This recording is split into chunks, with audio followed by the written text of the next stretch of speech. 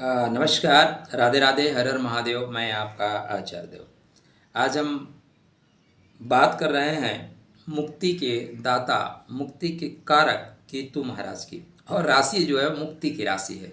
तो मुक्ति के ग्रह और मुक्ति की राशि पे हमारी चर्चा चलने वाली है। मीन राशि मुक्ति की राशि है। गुरु की दूसरी राशि खुश रहने की राशि है। परिवार के पीछे सदैव भागने की राशि है, लेकिन परिवार वाले पकड़ में नहीं आते। तो परिवार को सुखी रखने की राशि है, मुस्कुराते रहने की राशि है। और केतु महाराज मुक्त करने के कारक हैं, मुक्ति देने के दाता हैं। मुक्तिदाता के लिए सीधा सीधा सप्तम भाव में चल रहे हैं, तो किससे मुक्ति देंगे? कहीं जीवन साथी से तो मुक्ति नहीं दे देंगे, क्योंकि केतु का नैसर्गिक नेचर होता है, जिस पार्ट में बैठता है उस पार्ट से चीज़ों को अलग ही करता है। क्योंकि केतु आध्यात्म का प्रतीक है। देखो, जब तक जीवन में माया रहेगी ना, तब तक तो आध्यात्म प्रकट नहीं होगा।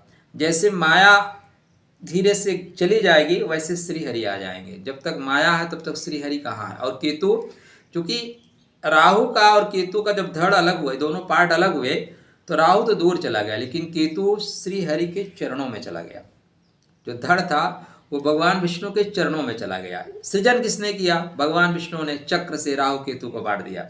अब यहाँ पे पॉइंट ये आएगा कि चूंकि केतु भगवान विष्णु के चरणों में ले जाने की बात आपको करता है, तो केतु सांसारिक जगत से रिश्ता तोड़ने की बात करता है। भाई देखिए, जब तक सांसारिक जगत में आप रहेंगे ना, अध्यात्म घटित कहाँ होता है? अस्थि चरम मम देह में तामे ऐसी प्रीत। गोस्वामी तुलसीदास जी महाराज के साथ क्या हुआ? रत्नावली ने चरण पादुका उठाए और दिए दबा के। हम लोग चूंकि पढ़ते हैं कि उसने डांटा नहीं, प्रसाद दिया भाई। और प्रसाद देने के बाद फिर क्या है? उनकी चक्षु खुल गए, चक्षु खुल गए। देखिए, थोड़ा सा आपको लग सकता है मैं कैसे बोल सकता हूँ, ये सच्चाई है। सुगर कोटेड वर्ड हम ज़्यादातर पढ़ते हैं, ठीक है ना। कालिदास जी को विद्योत्मा ने एक लात मारा खींच के, ठीक, और वो अट्टालिका से गिरते गिरते नीचे आए, जीभ कट गई और काली से कहा विद्योत्मा ने मारा। उनको लगा काली जी माता को कि विद्या मांग रहा है, विद्या दे दिए, माँ है। तो ज़्यादातर अब आप देखिए भरतिहर के साथ क्या हुआ, कैसे संन्यास आया। ऐसा न संसार आसानी से छोड़ता नहीं। तो यहाँ पे सप्तम भाव में उपस्थित केतु आपके दाम्पत्य जीवन के लिए प्रॉब्लम दे सकते हैं। तो आप देख लीजिए, अगर इसमें महादशा अंतरदशा खराब चल रही है तो कृपया बुध को मजबूत करिए, नहीं तो केतु दाम्पत्य जीवन से भी अलग कर देंगे। जीवन साथी का अगर लगने राशि ठीक नहीं है तो उसको अलग कर देंगे। तो ये स्थिति बहुत खराब भी जा सकती है, लेकिन आध्यात्म जगत के लिए अच्छी जाएगी, सांसारिक जगत के लिए खराब जा सकती है। हाँ, एक और चीज़ होगा, व्यापार में आ रहे अवरोध को खत्म करेंगे। क्यों खत्म करेंगे? बेसिक पॉइंट को पकड़ लीजिए। अच्छा, चैनल को सब्सक्राइब नहीं किया, चैनल को सब्सक्राइब कर लीजिए। पहला काम, बेसिक पॉइंट तो यही है ना, सपोर्ट करिए ना। अब आपके कुंडली में केतु महाराज कहाँ है? आपके धन के घर में है। जो जीवन में प्राप्त करने आए हो उसी में केतु बैठे हुए हैं। आपके केतु संघर्ष के घर में है और केतु आपके कर्मा भाव में है। तो केतु चाहेंगे कि संघर्षों की समाप्ति हो, कर्म का विस्तार हो, जीवन के में जो पाने के लिए आए हो पथ और पाथेय दोनों मिल जाए। क्या? पथ भी मिले और पाथेय भी मिल जाए, ये केतु की इच्छा है। अब केतु यहाँ पे 3 नक्षत्रों का प्रभाव और 4 ग्रहों का प्रभाव लेके चलेंगे 30 अक्टूबर 2023 से लेके अप्रैल 2025 तक। तो टू द पॉइंट चीज़ों को कनेक्ट करते चलिए। मैं आपको 4 मिनट बता देता हूँ कैसे, कब, कहाँ, कितना, क्या असर होगा। तो स्टार्टिंग कर रहे हैं केतु महाराज कन्या लगन में, कन्या नवांश में, चित्रा के द्वितीय चरण में, जिसको कन्या नवांश के नाम से जाना जाता है। यहाँ पे आपके व्यापार की गति अचानक बढ़ जाएगी। आप सेकंड गियर में चल रहे थे, 4th गियर में चलना शुरू करेंगे। सावधानी के साथ चलिएगा, क्योंकि राहु भी इस समय आपके लगन में चल रहे हैं और रेवती नक्षत्र में चल रहे हैं। बुध का प्रभाव दोनों तरफ से है और बुध आपके कुंडली में मार्केस है, एक्सीडेंटल है। तो कृपया सावधानी के साथ यात्रा करिएगा। द्रुत गति के वाहन से खुद बचिएगा। अगर चलना ही पड़ रहा है तो हेलमेट लगा के चलें, सीट बेल्ट बांध के चलें, ठीक है, चीज़ें ठीक रहेंगी। सफ़ेद कलर की चीज़ों का परित्याग करना ही पड़ेगा। गाड़ी सफ़ेद चलाते बंद कर दीजिए, नहीं तो ये 8 माह आपके लिए थोड़े से खतरे के हैं। कितने माह? 8 माह। भाई चोट लग जाए उसके बाद बताओ क्या मतलब है। अपने गुरु को मजबूत करके रखिए। पता है, मीन लगन एक पुखराज पहन के रखिए, कुछ नहीं होगा। इसके पश्चात नवंबर दिसंबर के बाद जनवरी फरवरी में चित्रा नक्षत्र के चलेंगे प्रथम नवांश में, जिसका नाम है सिंह नवांश। कोर्ट में विजय मिलेगी। कोर्ट कचहरी से केसेज आपको देखने पड़ेंगे, न चाहते हुए भी। छोटा सा ऑपरेशन या ऑपरेशन के लिए डॉक्टर के पास आपको जाना पड़ेगा, हॉस्पिटल का चक्कर लगाना पड़ रहा है, सीधा सीधा आप कह सकते हैं।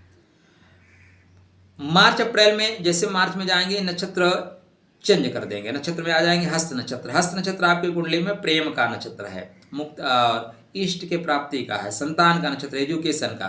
तो एजुकेशन में आ रही रुकावटें से दूर हो जाएंगे, संतान के क्षेत्र में आ रही रुकावटों से दूर हो जाएंगे, संतान आपसे जो बिगड़ी थी वो थोड़ा मानना शुरू हो जाएगी, प्रेम की प्राप्ति हो रही थी। मार्च अप्रैल प्रेम की प्राप्ति हो रही है। मई जून भूमि भवन वाहन का सुख मिलेगा, क्योंकि वृषभ नवांश में आएंगे, तो मई जून मिथुन नवांश में आएंगे, तो यहाँ पे भूमि भवन वाहन से संबंधित चीज़ें लाभ हो रही हैं। इसके पश्चात जुलाई अगस्त में ये वृषभ नवांश में जाएंगे, पराक्रम करवाएंगे, बंधु बांधवों से थोड़ा सा लफड़ा हो सकता है, भाई मतलब भुजा, तो भाई से संबंध ठीक रखिएगा। पैसे क्या है, पैसे तो हाथ के मैल है, आते जाते रहते हैं। एक मजे की बात बताऊँ आपको, नानी का धन पानी का धन, नानी का धन पानी का धन भाई का धन, जिसने भी ज़्यादा लिया ना बर्बाद ही हो गया। आप देखिए, अगर आपको कोई लेना चाहता है छोड़ दीजिए, आप देखिएगा 2 साल बाद परमात्मा आपको उससे ज़्यादा दे देगा। आप हड़पने की कोशिश करोगे, प्रॉब्लम में आ जाओगे। इसके पश्चात ये नक्षत्र परिवर्तन कर देंगे, मीन नवांश में आ जाएंगे। कहाँ जाएंगे? मीन नवांश में, उत्तर फाल्गुनी नक्षत्र में। उत्तर फाल्गुनी नक्षत्र नहीं, सॉरी, मेष नवांश का हमने आपको नहीं बताया।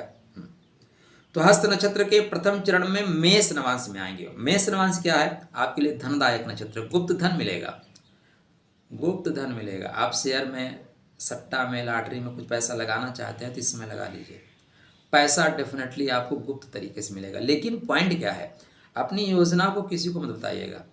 केतु का जो इंट्यूशन होता है, अच्छा एक और खास बात, आपके बर्थ चार्ट पे 18 माह आपको बेहतर तरीके से इंट्यूशन पावर आपका रहेगा, बहुत बढ़िया इंट्यूशन पावर रहेगा। लेकिन अगर आपने उस इंट्यूशन को लोगों को शेयर करना शुरू कर दिया तो खत्म हो जाएगा। देखो पॉइंट समझो महाराज, केतु क्या है? शुद्ध आग है, आग नहीं है, वो धधकता हुआ कोयला है। आपने ज्वालामुखी फटते देखा है ना, ज्वालामुखी का जो लवा है ना वो केतु है। आग जो जल रही है ना, जलती हुई आग मंगल है, उसके ऊपर जो धुआं है वो राहु है, और जो धधकता हुआ कोयला है ना, या धधकती हुई आग है, लकड़ी है, वो केतु है। आप राहु का आवरण उसके ऊपर उड़ाए तो धुआं धुआं, लोग जानेंगे तो बहुत, लेकिन होगा कुछ नहीं। धुआं से क्या होता है, लोगों को पता चल जाता है आग लगी है, लेकिन कोई फर्क नहीं पड़ता। तो आप अपने इंट्यूशन को किसी को मत बताना, बताना है मतलब गुरुजन जैसे 1-2 लोगों से जो उस चीज़ को समझ सकते हैं। हर आदमी गुरु नहीं हो सकता, आजकल गुरु चंडाल ज़्यादा है, तो उसको बताइए, चीज़ें सही से कनेक्ट होंगी। केतु चाहता है कि आप गुप्त तरीके से काम करें, आपको लाभ होगा। तो केतु महाराज जैसे हस्त नक्षत्र के अंतिम चरण में जाएंगे, गुप्त तरीके से धन लाभ कराएंगे। इसके बाद उत्तर फाल्गुनी नक्षत्र में जाएंगे। उत्तर फाल्गुनी नक्षत्र में मतलब अगले साल अक्टूबर के बाद, ठीक। तो अक्टूबर के बाद यहाँ पे बेहतर फल देंगे। नवंबर दिसंबर आपकी कुंडली में, चूंकि ये ऋण रोग परेशानी को लेकर चलने वाले हैं, ऋण रोग परेशानी से दूर करेंगे, लेकिन सर दर्द रहेगा। क्या? सिर दर्द रहेगा। तो सिर दर्द के लिए ना हो, उसके लिए थोड़ा साधना करिएगा, थोड़ा ध्यान में जाइएगा, चीज़ें ठीक हो जाएंगी। इसके बाद ही कुंभ नवांश में जाएंगे, खर्च कराएंगे। तो नवंबर दिसंबर थोड़ा सा तनाव रहेगा, सर दर्द रहेगा। जनवरी फरवरी 2025 में खर्च रहेंगे। मार्च अप्रैल में फिर आपके लिए लाभकारी हो जाएंगे। तो केतु महाराज अष्टम भाव में, सप्तम भाव में चल रहे हैं। दाम्पत्य जीवन में कुछ जो परेशानी अगर थी तो उसको खत्म भी कर देंगे, अलग भी कर देंगे। याद रखिएगा, जीवन साथी की सेहत का विशेष ध्यान रखिए, अपने बुध को मजबूत करके रखिए। केतु महाराज आपकी कुंडली में द्वितीय भाव में अश्विनी नक्षत्र के रूप में चल रहे हैं, इसलिए भगवान शिव की उपासना करते रहिए। केतु महाराज मघा नक्षत्र के रूप में अष्टम भाव में चल रहे हैं, शत्रुओं को मार देंगे, शत्रुओं का काम खत्म, शत्रुहंता योग बना देंगे। केतु महाराज मूल नक्षत्र के रूप में कर्म भाव में चल रहे हैं, पिता से संबंध अच्छे रखिए, नौकरी के क्षेत्र में आपका विकास होगा, कर्म क्षेत्र में आपका हाथ कोई नहीं पकड़ सकता। सबसे अच्छा उपाय, बड़ों का मान सम्मान करिए, अपनी कुल परंपरा के अनुसार कार्य करिए, कुल परंपरा पे दाग लगने मत दीजिएगा। अपने पितरों के निमित्त एक दीपक अमावस्या के दिन जल के सन्निकट आप रखना शुरू करिए। कोई भी काम कर रहे हैं उसमें कुल देवी कुल देवता का स्मरण करके काम करिए, पितरों को नमन करते हुए काम करिए, सब कुछ राधे राधे होगा।